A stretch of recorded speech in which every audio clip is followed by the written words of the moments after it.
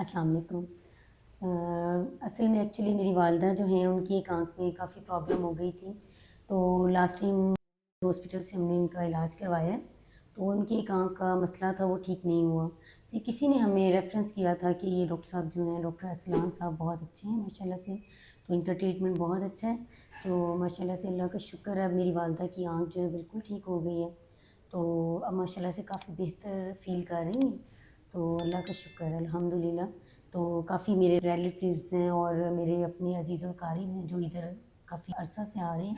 तो माशाल्लाह से उनको बहुत अच्छा रिस्पॉन्स मिला है यहाँ से, और डॉक्टर साहब बहुत अच्छे हैं और उनका सारा अमला बहुत अच्छा है, बहुत कोऑपरेटिव है। तो जितने भी मेरे अज़ीज़ व अक़ारीब हैं उनको बताती हूँ मैं डॉक्टर साहब का।